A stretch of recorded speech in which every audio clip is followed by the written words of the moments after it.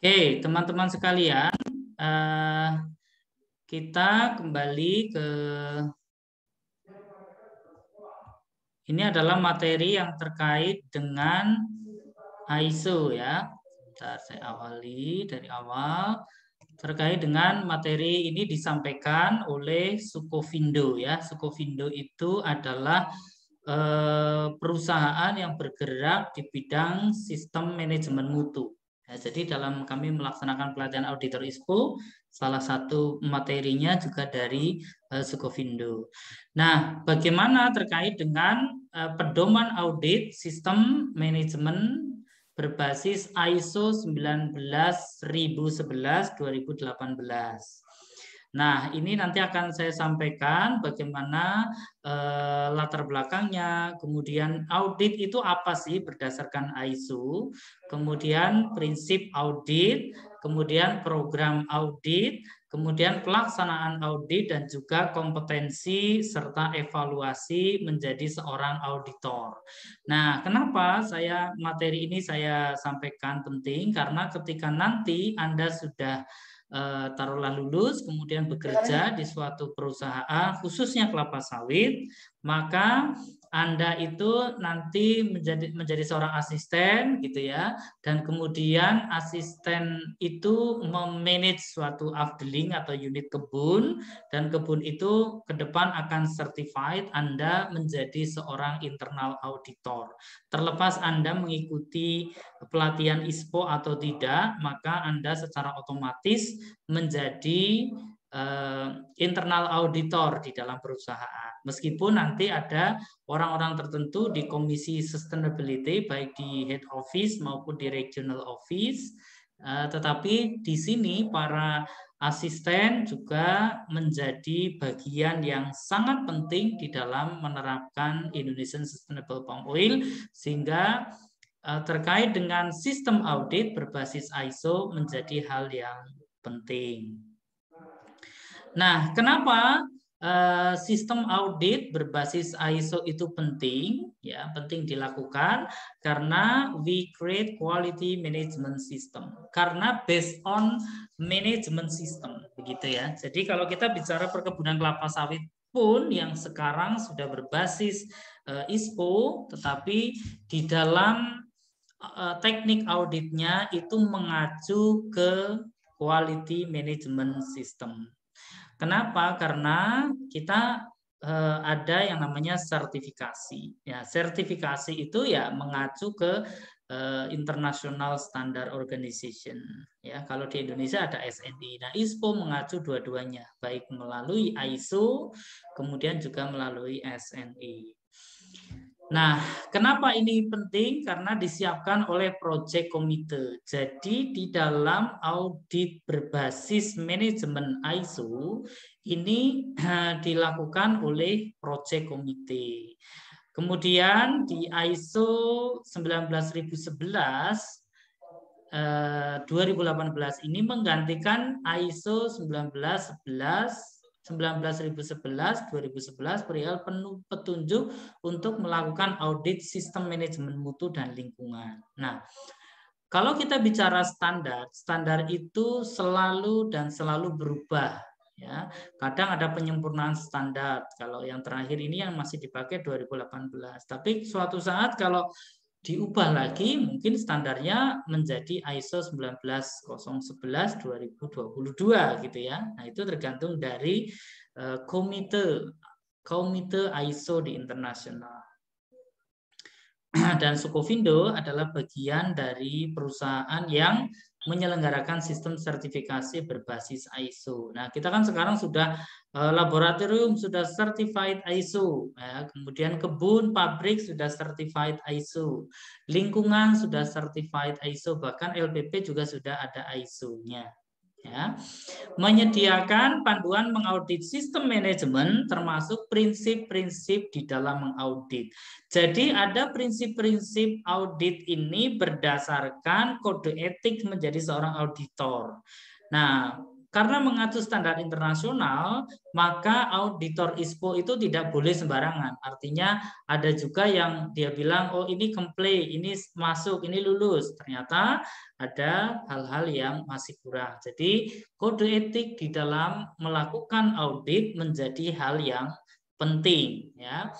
Panduan mengevaluasi kompetensi individu yang terlibat dalam proses audit, termasuk orang yang mengelola program audit, auditor, dan juga tim audit.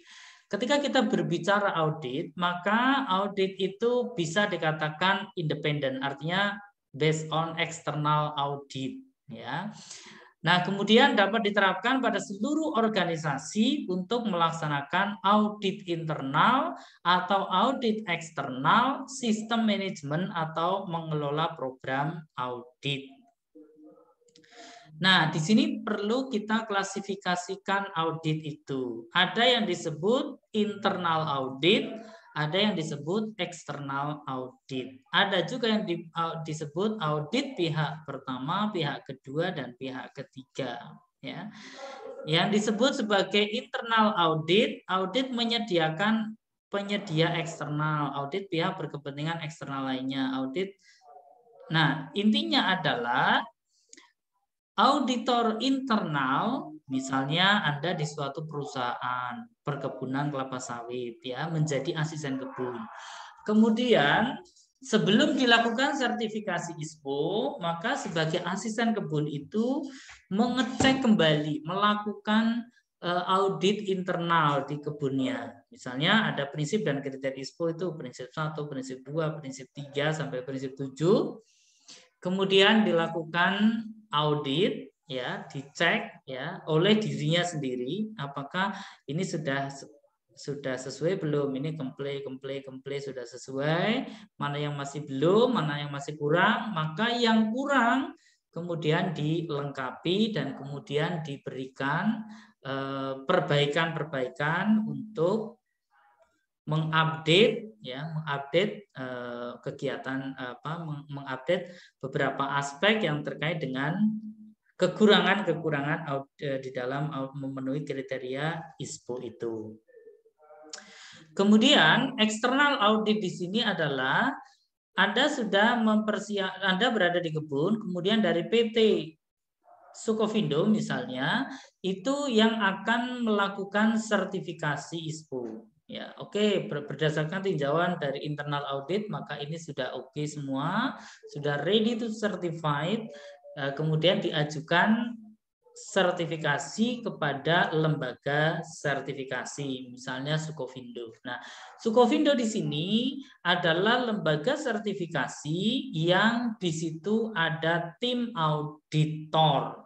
Nah, tim auditor itu adalah yang melakukan kegiatan yang terdiri atas para auditor-auditor untuk melakukan audit secara eksternal. Artinya itu adalah pihak lain atau pihak yang di luar dari perusahaan untuk melihat lebih detail. Nah, melihatnya apa sih dalam konteks audit itu? Ya, definisinya adalah proses yang sistematis. Jadi audit itu adalah sistematis dari mulai opening meeting, sebelumnya adalah prepare to audit, ya.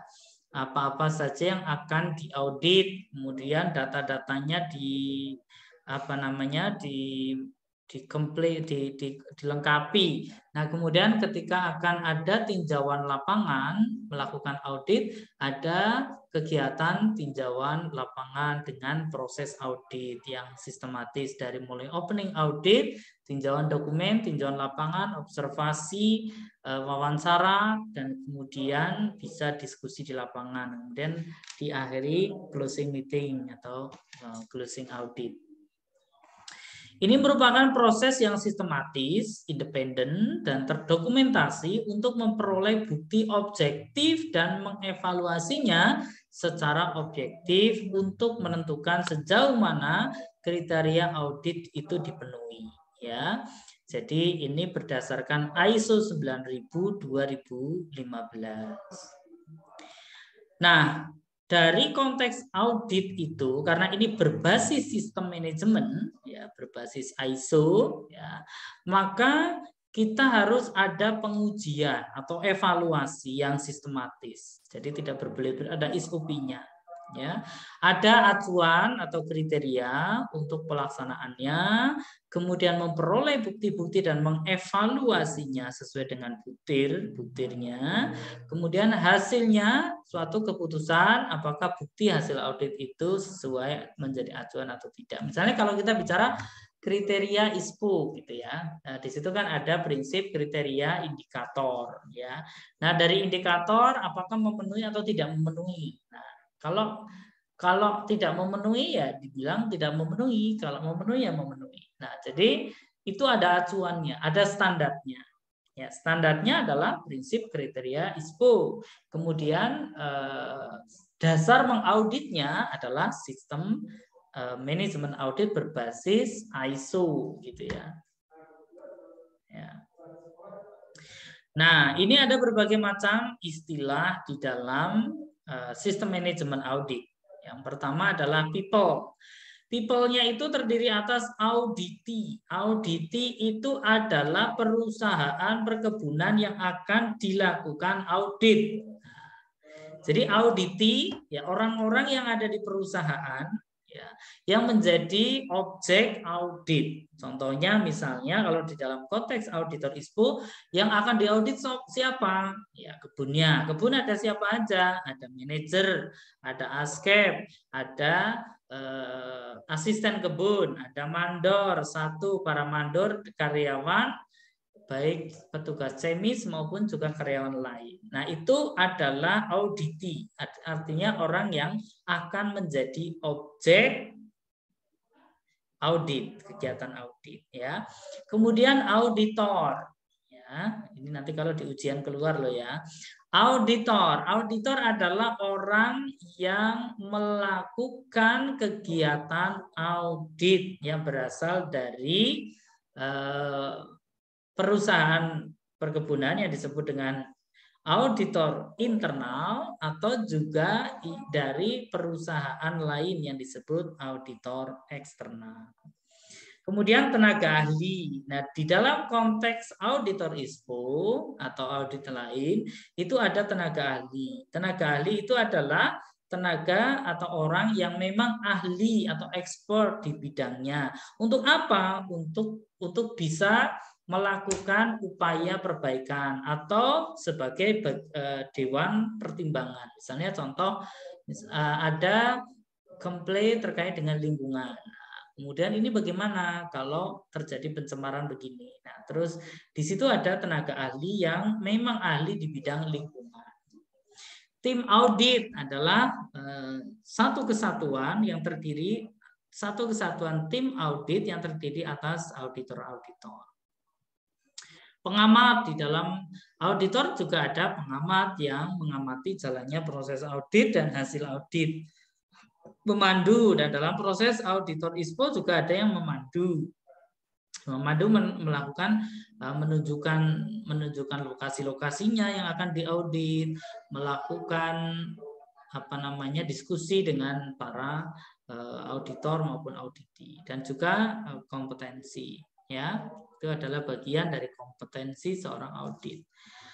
Kemudian dalam proses itu ada audit, proses atau kegiatan audit itu sendiri, kriteria audit, ada berbagai macam kriteria audit, bukti audit, misalnya ada dokumen, ada bukti rekaman, ada foto, ada laporan, ada buku gitu ya, ada SOP dan sebagainya. Temuan audit adalah temuan-temuan yang didapatkan ketika perusahaan dilakukan audit. Misalnya terjadi temuan aspek legalitas perizinannya ini masih kurang lengkap ya. Terus belum ada pengesahan dan surat izin terkait dengan pembuangan limbah. Itu adalah temuan-temuan audit. Dan juga kesimpulan audit adalah kesimpulan yang diperoleh dari seluruh proses kegiatan audit ya. Ada plan. Plan itu perencanaan melalui program audit, lingkup auditnya apa saja, kebun, pabrik, kebun berapa hektar, batasannya mana aja, ya. Kemudian pabriknya juga mana saja. Lingkup audit juga sama. Rencana akan dilakukan pre-audit, kemudian tinjauan lapang, kegiatan audit di lapangan, dan juga surveillance. Ya, surveillance itu adalah ketika sudah dilakukan audit, maka dia akan melakukan peninjauan kembali terkait dengan proses audit ISPO itu.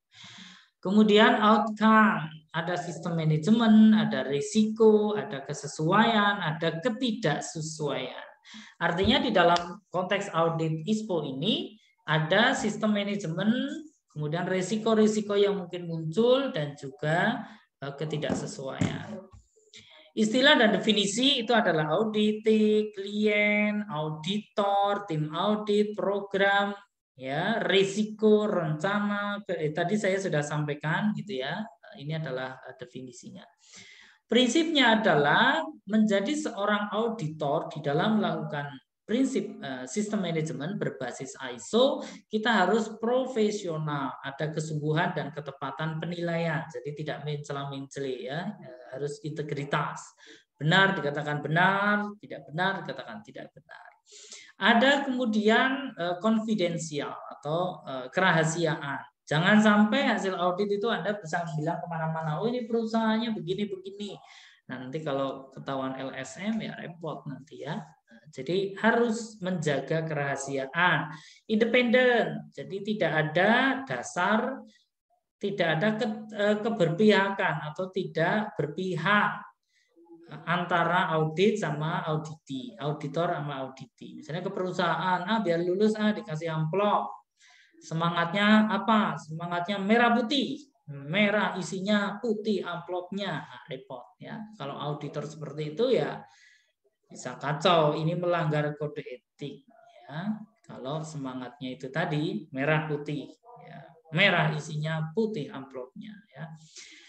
Pendekatan berdasarkan bukti, yaitu metode yang rasional untuk mencapai kesimpulan audit yang dapat diandalkan dan dapat diproduksi melalui proses audit yang sistematis. Nah, ini dasar dari profesional adalah harus ada integritas, kemudian pendekatan berbasis risiko, ya, dan peluangnya ini. Nah, program auditnya pengaturan seperangkat dari satu atau lebih audit yang direncanakan untuk kerangka waktu tertentu dan diarahkan ke tujuan tertentu. Ya, jadi misalnya program audit yang akan dilaksanakan itu di bulan apa, ya. Kemudian SDM-nya bagaimana dan sebagainya dan sebagainya.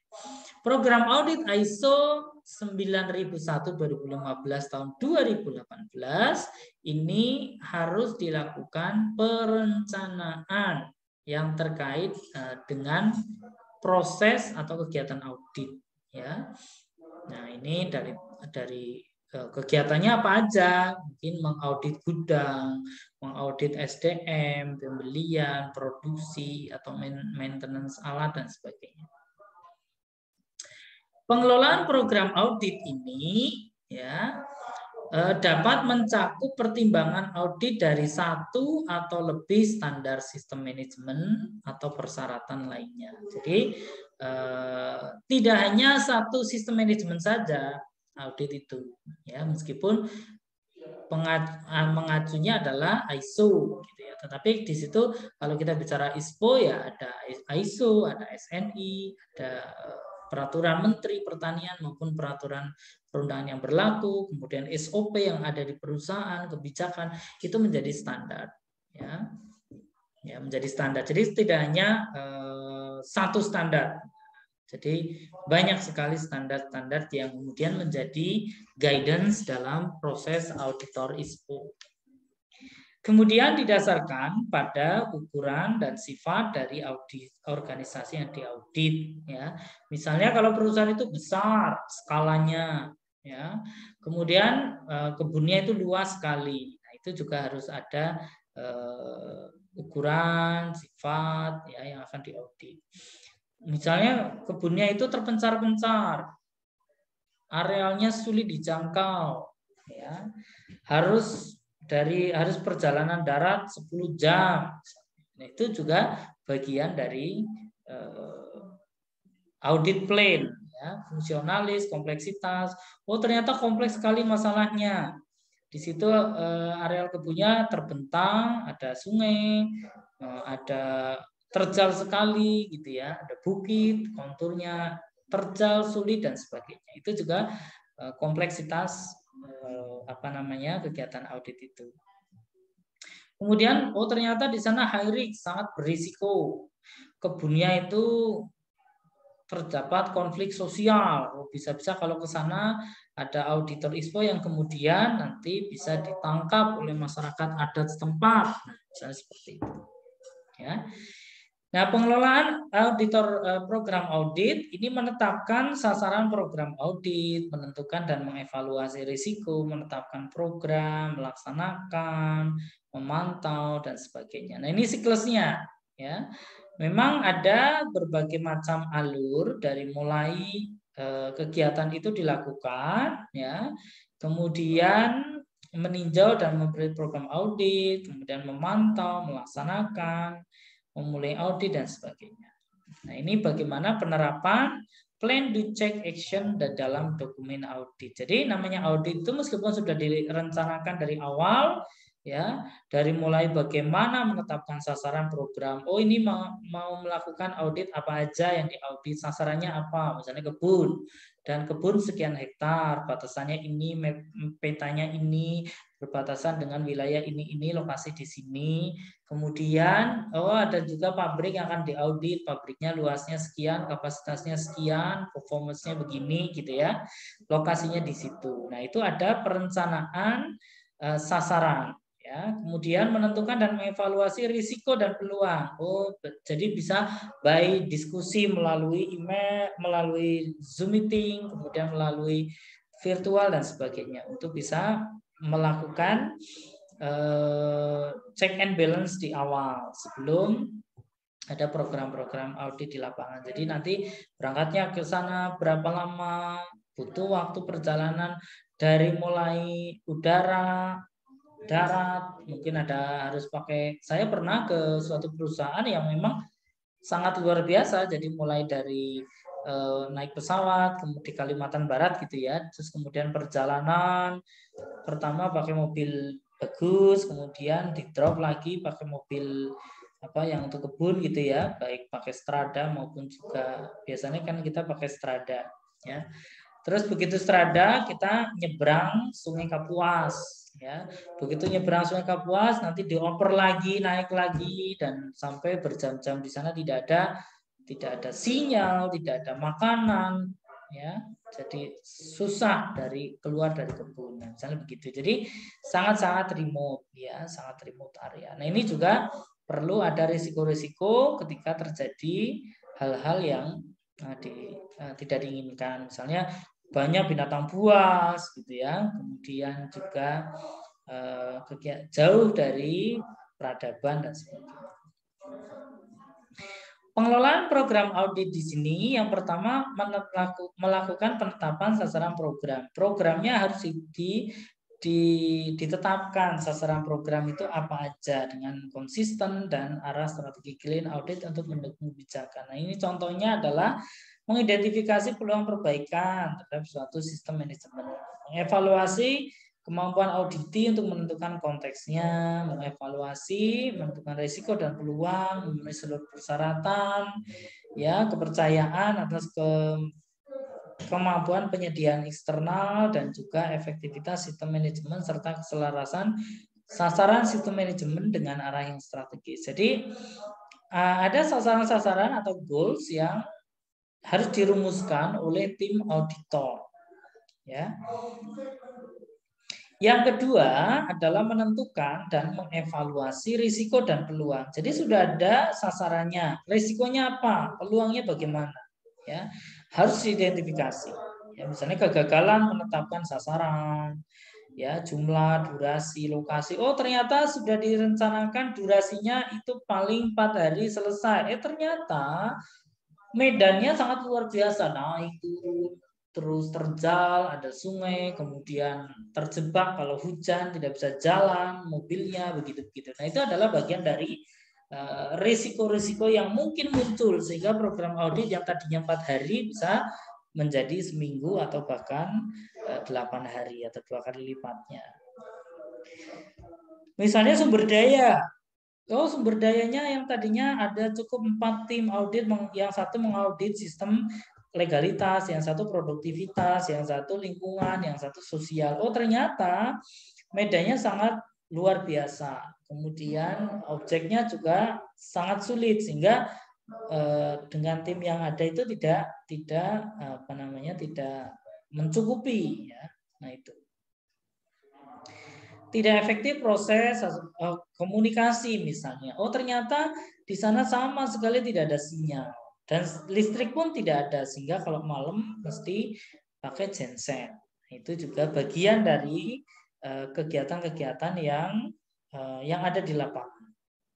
Ya, implementasi tidak efektif, koordinasi, pengendalian, ketidakikutsertaan, bukti dan sebagainya. Memungkinkan beberapa audit untuk dilaksanakan dalam satu sekali kunjungan, melakukan waktu, ya, waktunya dioptimalkan. Yang ketiga, penetapan program audit, bagaimana peran dan tanggung jawab individu-individu dalam pengelola program audit, kemudian kompetensi individu, ya, jadi jangan sampai tidak kompeten gitu ya. Misalnya ada audit yang membidangi lingkungan, harus melakukan audit di bidang lingkungan, tapi ternyata dia tidak mampu membidangi lingkungan. Mereka juga harus tahu bagaimana aturan-aturan yang berlaku di bidang lingkungan. Cakupan program audit juga menjadi penting, ya, dari sasarannya, ruang lingkupnya, durasi, ya, kemudian sumber daya dan juga program ini menjadi penting baik dari akomodasi, metode, individu, ketersediaan individu, maksudnya ketersediaan auditi, apakah bisa dilakukan tinjauan lapangan dan ditanya-tanya atau diwawancara. Yang keempat, melaksanakan program audit. Yang pertama, menerapkan sasaran, ruang lingkup, kriteria, dan masing-masing audit itu apa aja ditegaskan.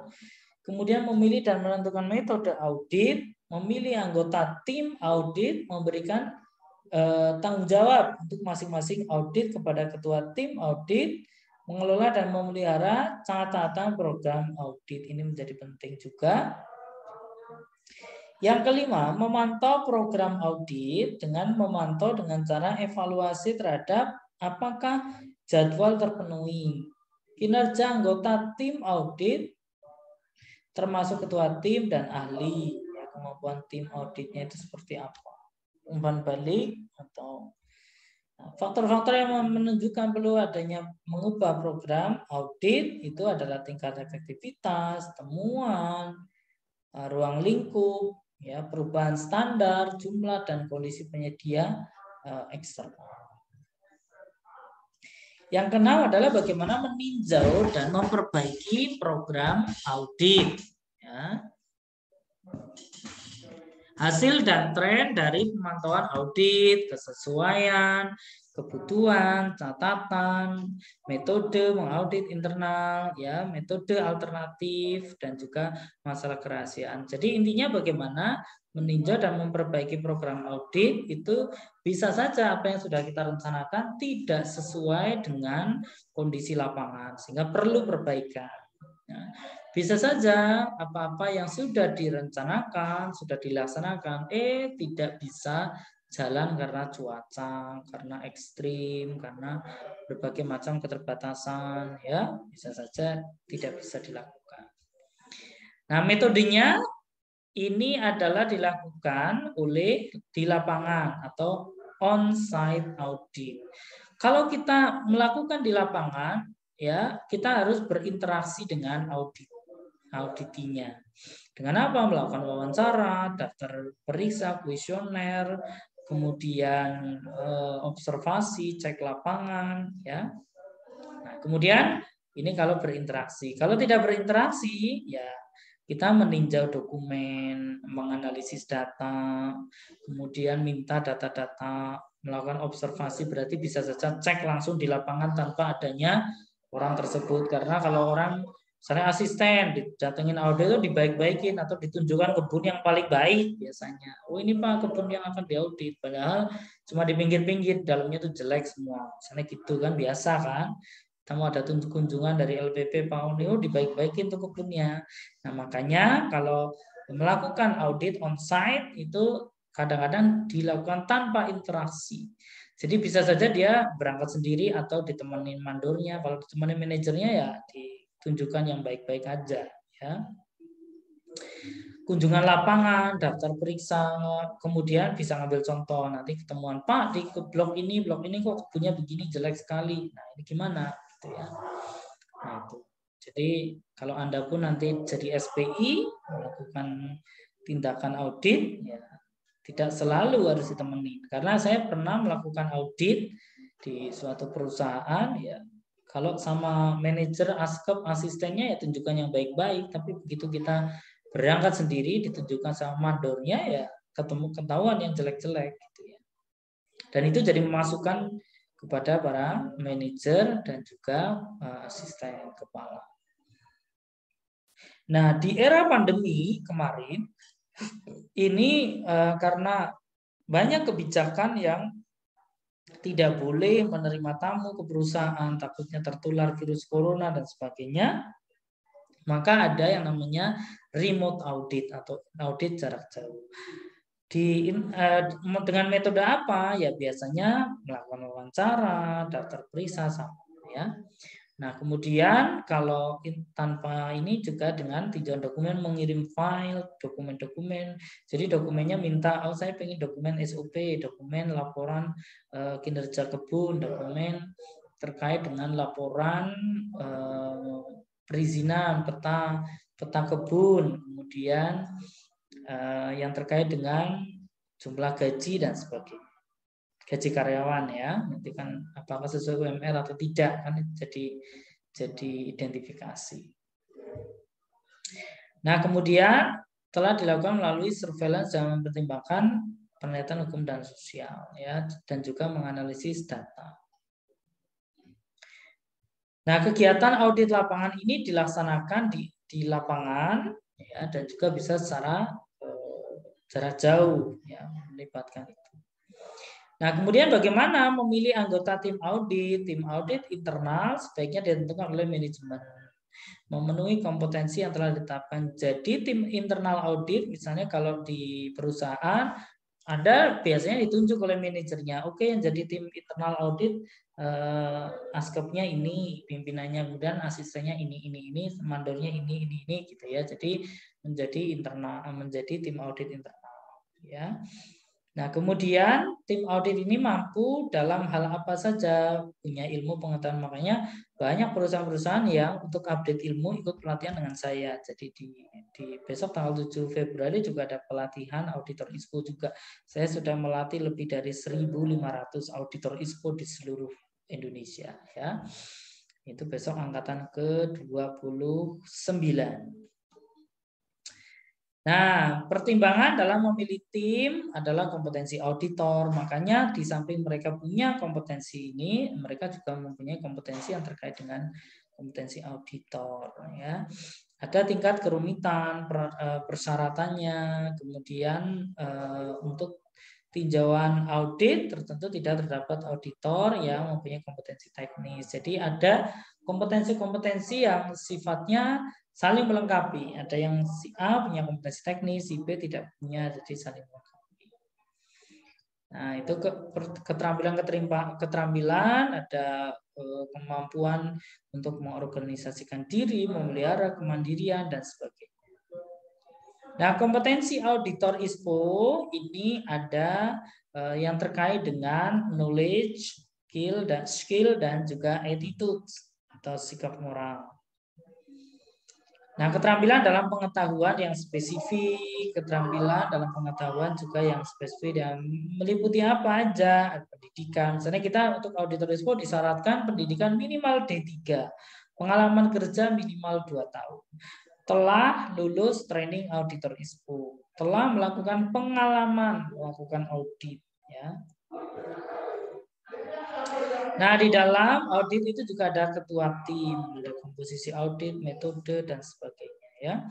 Nah, peran dan tanggung jawab tim audit ini itu biasanya adalah ketua tim, ya, meliputi kepemimpinan, merencanakan, alokasi, memastikan kegiatan itu berjalan dengan lancar, kemudian berkomunikasi dengan tim klien dan juga auditi serta melaporkan ketidaksesuaian. Jadi ketua tim ini ya harus independen, ya harus banyak knowledge, banyak wawasan dan juga mampu berinteraksi dengan klien. Ya, jadi kegiatan audit itu bukan kegiatan yang kejam, ya, tapi kegiatan yang mengasihkan, ya. Menyiapkan rencana anggota tim adalah merencanakan rencana kerja, berkomunikasi, mencatat semua komunikasi dan membuat laporan. Kemudian pelaksanaan audit ini bagaimana memulai audit, mempersiapkan kegiatan, melaksanakan kegiatan audit, menyusun dan mendistribusikan, menyelesaikan serta melakukan audit tindak lanjut. Nah, ini pelaksanaan audit, ya, nanti Anda bisa baca sendiri, melakukan kontak dengan auditi. Jadi pertama dilakukan komunikasi, kemudian dokumen-dokumen itu bisa dikirim, kemudian menentukan kelayakan audit dan juga surat pemberitahuan kepada audit dan auditi. Yang kedua adalah persiapan kegiatan audit. Kegiatan ini melakukan tinjauan terhadap informasi, membuat perencanaan, menetapkan pekerjaan tim, mempersiapkan informasi terdokumentasi untuk audit ini. Jadi perlu ada kegiatan tahapan di dalam perencanaan. Nah, ini contohnya adalah ya tujuannya apa-apa sudah jelas, kriterianya bagaimana, prosedur-prosedur, instruksi kerja, jadwalnya sudah cukup jelas. Nah, ini rencana audit ini kemudian dikomunikasikan kepada tim auditi atau klien, ya.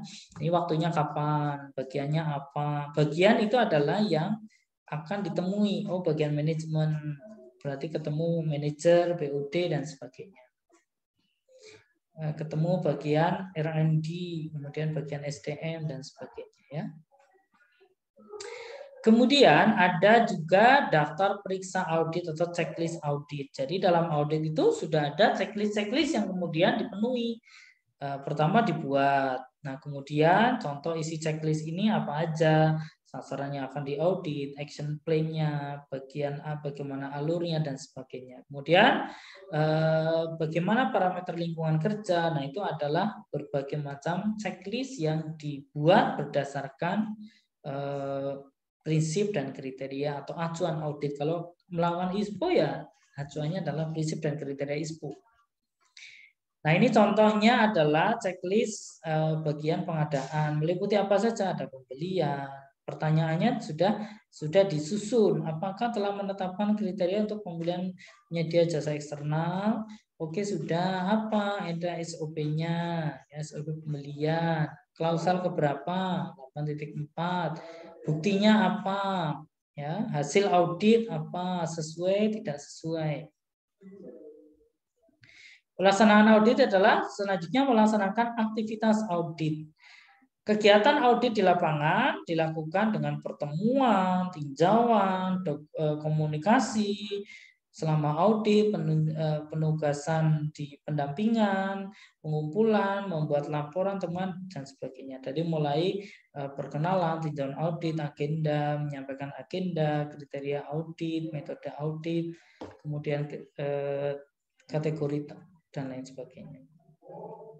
Selanjutnya adalah mengumpulkan dan memverifikasi informasi. Dari informasi yang sudah banyak sekali dikumpulkan, perlu dilakukan penelaah. Yang pertama, sumber informasinya itu dari mana. Kemudian dikumpulkan, kemudian disampling. Oh, jangan-jangan ini salah nih. Jadi dilakukan uji petik atau sampel. Terus dari sampel itu ada bukti audit. Ya, setelah itu dievaluasi, kemudian dievaluasi cocok atau tidak dari bukti audit dan kemudian di cross checkkan dengan evaluasi. Kemudian ada temuan dan tinjauan kemudian disimpulkan. Ya. Nah, metodenya apa? Dengan verifikasi, wawancara, pengamatan, ya, dengan berbagai macam kegiatan yang dilaksanakan. Metode pengumpulan informasi ada wawancara, ya, bisa ya tidak. Kemudian teknik wawancara Anda harus ada teknik-teknik bagaimana wawancara agar auditi juga tidak bosan. Jadi ngobrolnya itu ngobrol yang sesuai dengan tujuan, ya. Ini contohnya adalah mengajukan pertanyaan dengan hasil apa yang diharapkan itu auditor itu harus punya bank pertanyaan. Ini tip wawancara, kita harus melakukan wawancara dengan auditi, ya kita harus datang tepat waktu. Jangan sampai auditor kegiatan audit sudah dimulai, auditornya nggak datang-datang. Ya. Pencatatan tetap dicatat karena waktunya sangat terbatas. Ya. Ada klarifikasi, kalau ada kita sudah bertanya, ada jawaban yang tidak sesuai, ya kita klarifikasi. Membuat janji bila ada tambahan informasi. Ya. Pemeriksaan informasi terdokumentasi. Nah, ini adalah bagaimana pemeriksaan terkait dengan dokumen informasi. Ya, ini adalah pemeriksaan informasi terdokumentasi dari harian jabatan, manual dan sebagainya. Ini contohnya adalah yang dipelihara atau dokumen yang sifatnya manual.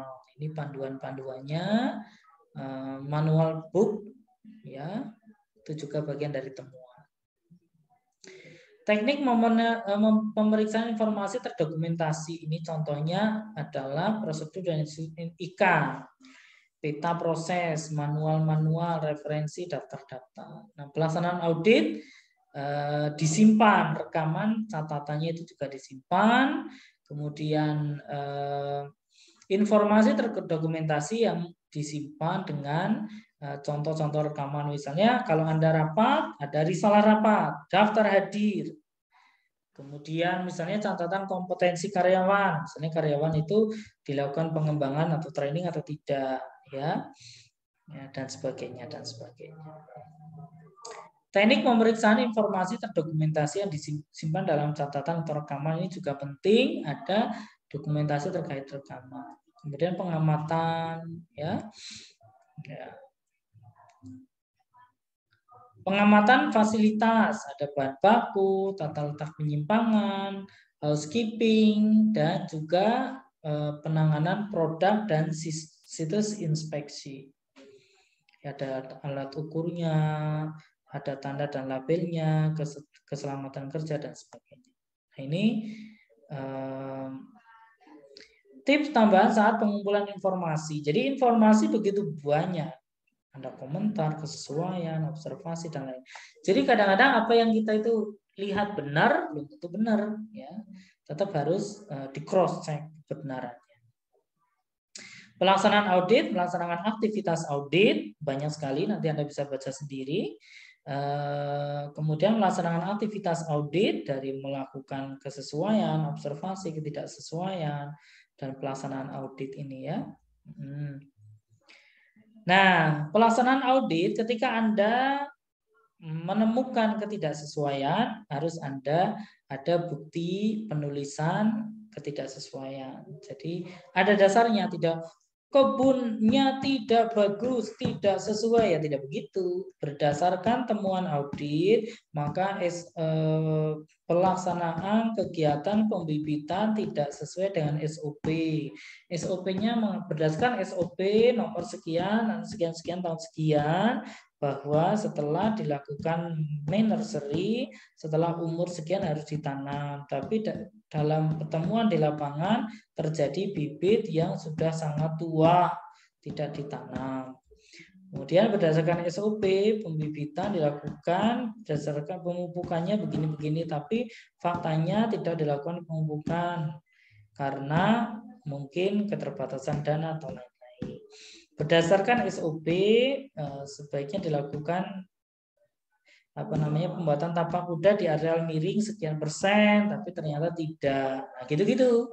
Jadi harus ada temuan-temuan yang detail. Nah, ini lebih baik risalah dengan kontrak untuk pekerjaan housekeeping PT ABC dari ke. Nah, seperti itu dengan prosedur nomor sekian butir sekian. Nah, berdasarkan peraturan menteri nomor sekian tahun sekian, pasal sekian dan sekian, maka penanganan limbah cair di perkebunan kelapa sawit dilakukan dengan land application. Nah, ternyata di sana tidak dilakukan itu gitu ya. Berdasarkan pengamatan ada potretnya, bisa ada potret, bisa ada catat ya. Aktivitas audit, nah ini banyak dan nanti bisa baca sendiri, mempersiapkan dan mendistribusikan laporan audit, menyelesaikan audit, ada tindak lanjut dan verifikasi dari klien maupun auditor. Pengelolaan hasil audit, aktivitasnya antara lain dalam peninjauan, peninjauan analisa, penetapan apakah dibutuhkan tindak lanjut atau tidak.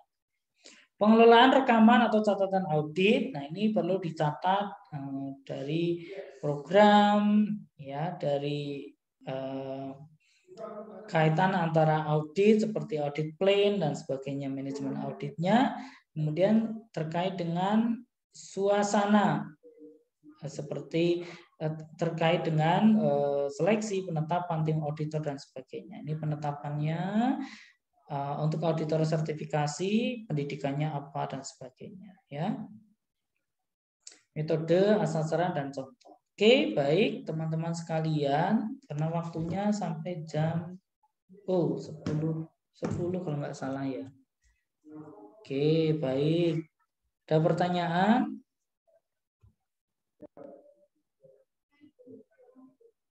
Ada pertanyaan enggak? Oh, tidak ada, di kosong ya. Oke, baik. Nanti materi akan saya share di link, kemudian Anda download, kemudian tugas akan saya berikan kalau nggak nanti ya besok gitu ya. Baik, terima kasih. Ada pertanyaan enggak? Sampai jam 9.10 ya si Maratus atau Ringga? Oke, Pak. Oh iya, sudah. Ini ada kuliah lagi? Ada, Pak. Iya, ini kuliah, Pak. Oh, ini kuliah, double kuliahnya. Enggak, maksudnya ada kuliah lagi setelah saya? Wonten, Pak. Dengan Oke. Online juga? Iya, Pak. Oke, baik. Assalamualaikum warahmatullahi wabarakatuh dan semangat pagi. Terima kasih. Selamat pagi, Pak. Terima kasih. Terima kasih, Pak.